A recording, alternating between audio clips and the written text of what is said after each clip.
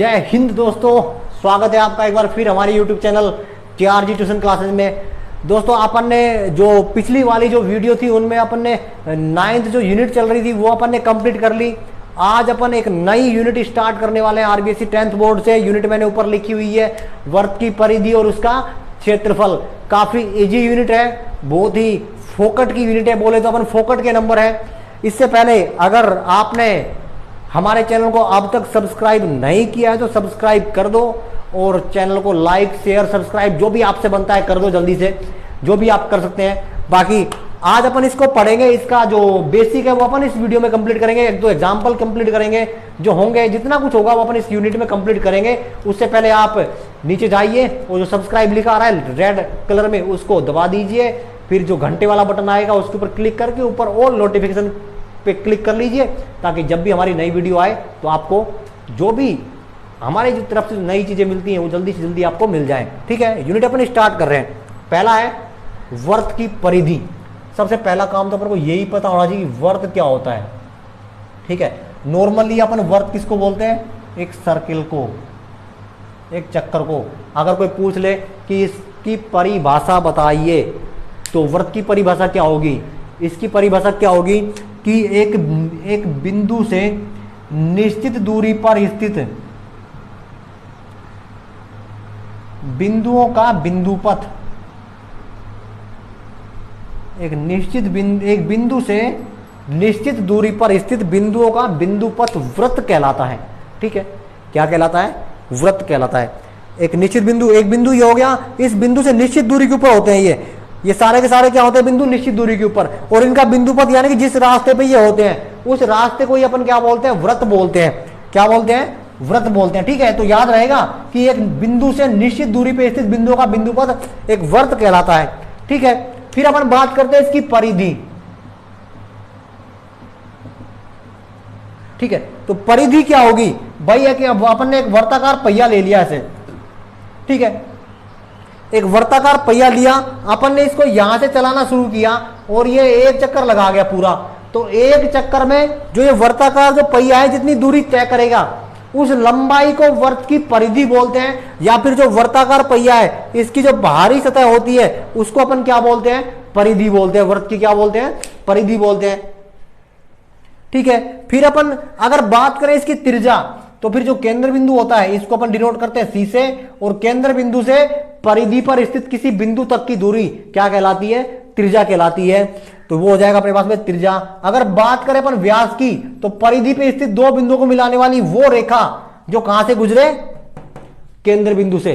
ध्यान रखना, ये बहुत इंपॉर्टेंट चीज है कि परिधि पर स्थित दो बिंदुओं को, ये मान लो अपने पास में A हो गया, ये B हो गया, कि परिधि पर स्थित दो बिंदुओं को मिलाने वाली रेखा जो कहां से गुजरनी चाहिए? वर्त के केंद्र से गुजरनी चाहिए। क्या कहलाती है? वो व्यास कहलाती है। ठीक है, फिर इसके छोटे छोटे पॉइंट आते हैं। जीवा। जीवा क्या होती है? जीवा सिर्फ ये होती है कि परिधि पर स्थित दो बिंदुओं को मिलाने वाली रेखा क्या कहलाती है? जीवा। तो अगर इसको अपन ऐसे खींच दे तो भी इसको अपन जीवा बोल सकते हैं। ये जो व्यास होता है ना, ये भी अपने पास में क्या होती है? जीवा होती है। लेकिन जीवा को अपन व्यास नहीं बोल सकते, क्योंकि अपन ने ये क्या लिया? एक वर्त लिया, ये अपन ने दो बिंदुओं को मिलाने वाली रेखा खींच दी। भाई अपन व्यास की जो परिभाषा पढ़ रहे थे उसमें भी दो बिंदु मिला रहे थे, जीवा की जो परिभाषा पढ़ रहे हैं उसमें भी दो बिंदु मिला रहे हैं। तो फिर ये व्यास क्यों नहीं है? नहीं है ये व्यास क्यों नहीं है? क्योंकि अपन ने कंडीशन पढ़ी है कि अगर कोई व्यास है तो फिर वो कहां से गुजरेगा? वृत्त के केंद्र से। लेकिन ये केंद्र से नहीं गुजरेगी अपने पास में, तो ये केंद्र से नहीं गुजरती है, इसलिए अपन इसको सिर्फ जीवा बोलते हैं, ना कि व्यास। हाँ, व्यास जीवा होती है लेकिन हर जीवा व्यास नहीं हो सकता। ठीक है, ध्यान रखना ये बात है। फिर अपन आते हैं इसके क्षेत्रफल के ऊपर कि इसका क्षेत्रफल क्या होता है, या इसकी परिधि। परिधि तो अपन ने पढ़ ली कि उसके किसी वर्ताकार सर्किल या फिर किसी वर्ताकार पहिए द्वारा एक चक्कर में तय दूरी क्या होती है? परिधि कहलाती है। और अगर इसको अपन सूत्र पढ़े तो फिर परिधि का सूत्र होता है वो होता है 2πr। ठीक है, और यहाँ पे आपको पता है कि पाई की जो वैल्यू होती है वो या तो 22/7 होती है या फिर 3.14, और जो यहाँ r होती है वो सबको पता है क्या होती है? अपने पास में त्रिज्या होती है। ठीक है, फिर अपन बात करें इसका क्षेत्रफल की, तो क्षेत्रफल क्या होता है? इसका क्षेत्रफल होगा πr²। ठीक है, तो इसके अंदर मैंने कि एक वर्त जो इतना क्षेत्र घेरता है उस क्षेत्र का अगर अपन अनुकर परिकलन करें तो फिर वो उसका क्या कहलाता है, क्षेत्रफल कहलाता है। फिर इसके बाद में छोटी छोटी चीजें दो और आती हैं, एक आता है त्रिज्यखंड, एक आता है वर्तखंड। त्रिज्यखंड क्या होता है, दो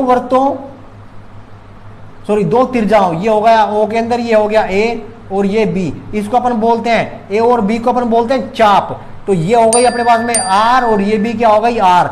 दो त्रिज्याओं तथा चाप से घिरी आकृति क्या कहलाती है, त्रिज्यखंड कहलाती है। ध्यान रखना, दो त्रिज्याओं और चाप से घिरी हुई आकृति क्या कहलाती है, त्रिज्यखंड कहलाती है। अब तुम कहोगे सर चाप क्या होती है, तो परिधि का टुकड़ा, कोई भी परिधि का टुकड़ा, ये मान लो ए बी हो गया, वो क्या कहलाती है, चाप कहलाती है। त्रिज्या तुम जानते ही हो कि केंद्र को परिधि से मिलाने वाली रेखा क्या होती है, त्रिज्या कहलाती है। फिर अपन बात करते हैं वृत्तखंड की, तो वृत्तखंड क्या होगा, वृत्त का एक टुकड़ा ऐसे, यानी कि एक जीवा और चाप द्वारा घिरा क्षेत्र क्या कहलाता है, वृत्तखंड कहलाता है। याद रहेगा, तो ये दोनों हो गए वृत्तखंड के। अगर बात करें इसके क्षेत्रफल की, तो त्रिज्यखंड का जो क्षेत्रफल होता है वो होता है पाई आर स्क्वायर थीटा बटे 360, ठीक है, ये होता है त्रिज्यखंड का क्षेत्रफल। और फिर इसका आता है अपने पास में एक और, वो होता है इसका क्या, परिमाप। त्रिज्यखंड का परिमाप वो होता है पाई आर थीटा बटे 180। ये दोनों फॉर्मूले याद रखना, ठीक। अब ये देखो आए कहां से, अगर इनकी बात करें कि ये आया कहां से, तो जो वृत्त का क्षेत्रफल होता है वो कितना होता है, पाई आर स्क्वायर। अब यहां पे अपन ने क्या शामिल कर दिया, थीटा भी शामिल कर दिया ना, क्योंकि यहां पे कुछ ना कुछ तो कोण बनेगा, यहां पे कुछ ना कुछ तो एंगल बनेगा, तो इस एंगल को अपन शामिल करने के लिए इसमें अपन थीटा भी मल्टीपल कर देते हैं। और अगर थीटा मल्टीपल कर दिया तो फिर यहाँ पे कितने डिग्री कोण बनता है इस बिंदु के ऊपर, 360 का। तो फिर इसमें कितने का भाग दे दो, 360 का भाग दे दो, ये क्या आ जाएगा, इसका क्षेत्रफल आ जाएगा। किसका क्षेत्रफल, त्रिज्यखंड का क्षेत्रफल। फिर अपन बात करते हैं किसकी, इसके परिमाप की। तो वृत्त का परिमाप क्या होता है, परिधि परिमाप एक ही बात होती है, उसको अपन बोलते हैं 2 पाई आर। अब यहां भी अपन थीटा शामिल करेंगे तो फिर नीचे भी अपन कितने जोड़ देंगे, 360, इसको काट दो तो कितने आ जाएंगे ये 180। तो पाई आर थीटा बटे 180 इसका क्या होता है, परिमाप होता है, किसका, त्रिज्यखंड का। इसको जो डिनोट करते हैं, इसके परिमाप को डिनोट करते हैं, उसको अपन डिनोट करते हैं किससे, एल से, ठीक है। इसका जो परिमाप होता है इसको अपन डिनोट करते हैं किससे, एल से। और अगर इसका परिमाप हो अपने पास में तो फिर अपन इसको क्या करें, सॉरी, इसको तो अपन परिमाप, इसको त्रिज्यफल का परिमाप ही बोलेंगे। इसकी जो चाप की लंबाई है ना, इसको, इस चाप की लंबाई को अपन डिनोट करते हैं किससे, स्मॉल एल से। अगर चाप की लंबाई अपने पास में हो तो फिर अपन इसका एक नया सूत्र यूज करते हैं, 2 इंटू एल इंटू आर, किसका, क्षेत्रफल का, ठीक है। अगर अपने पास में किसी वृत्त में चाप की लंबाई अपन को दे रखी है और त्रिज्या दे रखी है और अपन से पूछे कि उसका क्षेत्रफल निकालो, तो अपन फिर क्या कर सकते हैं, ये फॉर्मूला यूज करेंगे, 1/2 इंटू एल इंटू आर। फिर अपने पास में आता है क्या, वृत्तखंड। इसका जो फॉर्मूला होता है वो होता है पाई आर स्क्वायर थीटा बटे 360 minus 1/2 R square sine theta. तो ये होता है वृत्तखंड का क्षेत्रफल ज्ञात करने का फॉर्मूला। याद रहेगा, वृत्त की परिधि और क्षेत्रफल में तो कोई कंफ्यूज होगा ही नहीं। फिर आता है त्रिज्यखंड। त्रिज्यखंड का जो क्षेत्रफल होता है वो होता है पाई आर स्क्वायर थीटा बटे 360। इसका जो परिमाप निकालने का सूत्र होता है वो होता है पाई आर थीटा बटे 180। और जो चाप की लंबाई होती है उसको अपन एल से भी डिनोट करते हैं। और अगर अपने पास में चाप की लंबाई और त्रिज्या दे रखी है, फिर त्रिज्यखंड का क्षेत्रफल पूछे तो फिर अपन डायरेक्ट ये फॉर्मूला भी यूज कर सकते हैं, 1/2 इंटू एल इंटू आर। और जो वृत्तखंड होता है उसका जो क्षेत्रफल है उसको निकालने का जो फॉर्मूला होता है वो होता है पाई आर स्क्वायर थीटा बटे 360 माइनस का 1/2 आर स्क्वायर साइन थीटा। ठीक है, तो ये इसका बेसिक था। अब अपन इसके थोड़े से एक चीज और याद रहेगी। देखो यहां पे अपने पास में सुई और आएंगी, घड़ी की सुइयां। तो जो मिनट वाली सुई होती है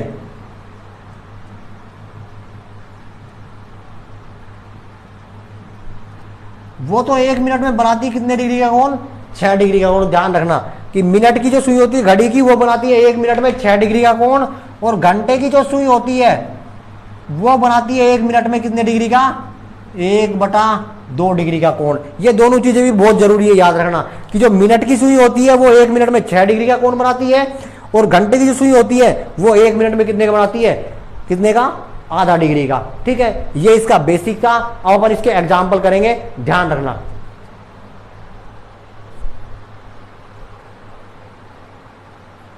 देखो एग्जाम्पल नंबर फर्स्ट है कि निम्न वर्तों की त्रिज्याएं ज्ञात कीजिए और दोनों में परिधि दे रखी है। एक वर्त की परिधि दे रखी है 132 सेंटीमीटर और दूसरे वर्त की जो परिधि है वो दे रखी है अपन को कितनी, 176 सेंटीमीटर। देखो परिधि का जो फॉर्मूला होता है वो होता है 2πr और इसकी जो वैल्यू दे रखी है अपन को कितनी, 132। अपन को r की वैल्यू चाहिए, 2π को उधर भेज दो, कहां चली जाएगी, भाग में, तो ये आ जाएगा 2π भाग में। पाई की वैल्यू रख दो, 2 गुणा 22/7 चला जाएगा ऊपर, कट जाएगा ये, 22 एकम 22, 22 छक्के 132 और 2 एकम 2, 2 तिया 6 और 7 तिया 21 सेंटीमीटर। तो इस वर्त की त्रिज्या तो कितनी आ जाएगी अपने पास में, 21 सेंटीमीटर। फिर अपन इस वर्त की बात करते हैं, तो इसकी जो परिधि होगी 2πr इक्वल टू 176, सेम यही करना है, 176 2π कहाँ चला जाएगा, भाग में। आप पाई की वैल्यू रख दो, 2 गुणा 22/7 कहाँ चला जाएगा, ऊपर, और ये कितना कट जाएगा, 22 8 176, 8 दूनी 16, 8 दूनी 16 17 कट जाएगा, और इसको काट दो, 2 एकम 2, 2 चौक 8 और 7 चौक 28। तो इसकी जो आर आ जाएगी वो कितनी आ जाएगी, 28 सेंटीमीटर। इजी है, छोटा सा क्वेश्चन है।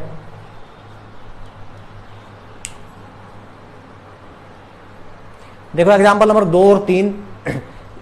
दूसरा जो एग्जाम्पल इजी है, क्या कह रहा है कि उस वर्त का क्षेत्रफल ज्ञात कीजिए जिसकी त्रिज्या कितनी हो, 7 सेमी। तो वर्त का क्षेत्रफल, त्रिज्या पर को दे रखी है, त्रिज्या बराबर 7 सेमी,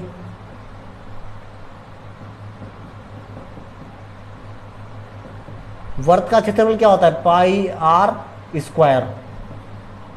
वैल्यू रख दो, पाई की होती है 22/7, आर स्क्वायर यानी कि 7 गुणा 7, 7 से 7 कैंसिल, 22 7 154 सेंटीमीटर का स्क्वायर। देखो जब भी ऐसे क्वेश्चन करो तो इनकी जो इकाई जो होती ना वो लगाना मत भूलना, वरना नंबर कट सकते हैं। आप पूरा क्वेश्चन कराओगे अगर लास्ट में इकाई नहीं लगाई तो आपका नंबर पूरा भी कट जाएगा, फिर आप कहोगे सर हम तो क्वेश्चन सारे सही किए थे, नंबर पता नहीं कम क्यों आए। तो ये गलतियां मत करना, कहीं भी मत करना, इसी यूनिट में नहीं किसी भी यूनिट में मत करना, यूनिट लगाने के लिए। ठीक है, अगला क्वेश्चन जो है वो है, एक साइकिल का पहिया 11 किलोमीटर चलने में 5000 चक्कर लगाता है, तो पहिए का व्यास ज्ञात कीजिए। देखो अच्छा क्वेश्चन है, इंपॉर्टेंट भी है। अपन को चाहिए परिधि, और परिधि क्या होती है, एक चक्कर में तय दूरी।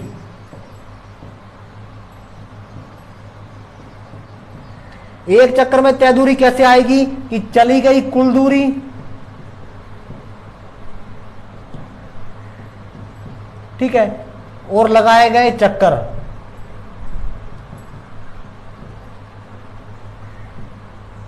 तो देखो क्या आएगा, 11 किलोमीटर, इसको मीटर में चेंज कर लो तो कितनी हो जाएगी 11,000, और इसको किस में चेंज कर दो, ये तो है ही, कितना आ जाएगा 11/5। तो ये क्या आ गई, परिधि आ गई अपने पास में। एक चक्कर में तय दूरी या फिर परिधि दोनों ही क्या होती है, बराबर होती है 11/5 सेंटीमीटर। किलो, हाँ सेंटीमीटर आएगी क्योंकि मैंने किलोमीटर को मीटर में चेंज कर दिया, मीटर में आ गई है।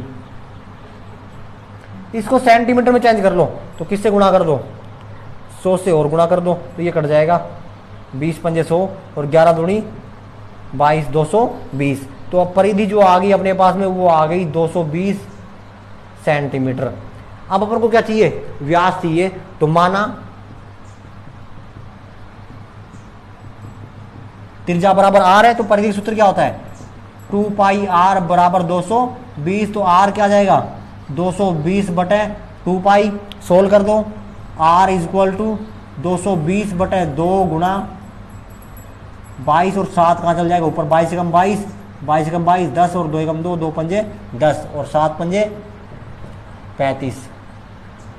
तो जो इसकी त्रिज्या आ जाएगी वो तो कितनी आ गई अपने पास में 35। पूछ क्या रहा है, व्यास। तो व्यास क्या होता है, व्यास इक्वल टू होता है 2 गुणा त्रिज्या। तो 2 गुणा 35, 35 दूनी 70। तो जो व्यास आ जाएगा वो आ जाएगा अपने पास में 70 सेंटीमीटर। तो ये थे इसके तीनों एग्जाम्पल। ठीक है,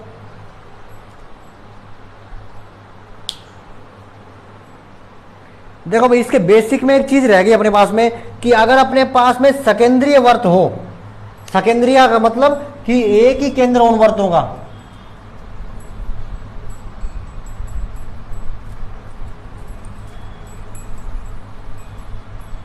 ऐसे अपने पास में दो वर्त हो और इनका क्षेत्रफल पूछे, इस परिपथ का क्षेत्रफल पूछे, ठीक है। क्वेश्चन ऐसे मिलेगा कि दो सकेंद्रीय वर्तों से परिबद्ध क्षेत्र का क्षेत्रफल ज्ञात कीजिए। तो देखो मान लो यहां से और यहां तक की अपन ने त्रिज्या मान ली R1 और इस बड़े वाले त्रिभुज की वर्त की त्रिज्या मान ली अपन ने R2, ठीक है। तो फिर इसका क्षेत्रफल क्या आएगा, पहले अपन बड़े वाले का निकाल लें। बड़े वाले का क्या आ जाएगा कि अगर इससे परिबद्ध क्षेत्र का क्षेत्रफल निकालें, या रास्ता बोल दो, इसको रास्ता भी बोल सकते हैं, परिबद्ध क्षेत्र का क्षेत्रफल, तो क्या आएगा, बड़े वर्त का क्षेत्रफल माइनस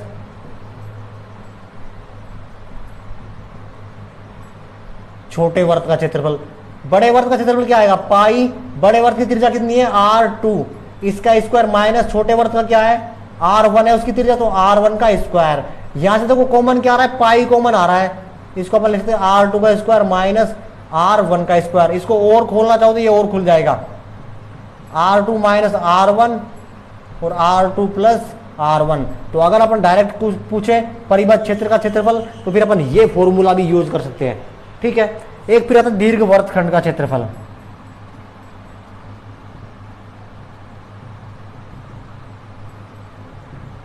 और ये कब पूछेगा, जब अपन को वर्त का क्षेत्रफल दिया होगा और लघु वर्तखंड का क्षेत्रफल होगा। तो फिर अपन सीधा कर देंगे कि वर्त का क्षेत्रफल माइनस लघु वर्तखंड का क्षेत्रफल, ठीक है। ये इसका सीधा फॉर्मूला लग जाएगा। बाकी इस यूनिट में और कुछ भी नहीं है। अपन आगे जो अगली वीडियो नेक्स्ट वीडियो जो बनाएंगे, अपन नेक्स्ट वीडियो जो आएंगी उनमें अपन 15.1 और 15.2 और जो भी उसके क्वेश्चन बच रहे हैं सारे के सारे क्वेश्चन को सोल्व करेंगे। इस वीडियो में फिलहाल के लिए इतना ही। बाकी जो नेक्स्ट वीडियो उसमें अपन 15.1 सोल्व करेंगे। वीडियो में रेगुलर बने रहो, चैनल पे लगातार बने रहो और हमारे चैनल को जरूर सब्सक्राइब कर दो, वीडियो को शेयर कर दो, लाइक कर दो और हाँ कहीं पे भी अगर फॉलो करना चाहते हो तो फॉलो कर दो। बाकी एजुकेशन डिपार्टमेंट की जितनी भी जानकारियाँ होती है मैं आपको फेसबुक पे या फिर यूट्यूब पे प्रोवाइड कराता रहता हूँ।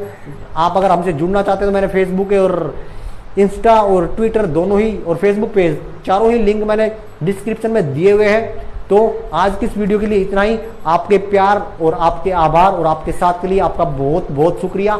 जय हिंद।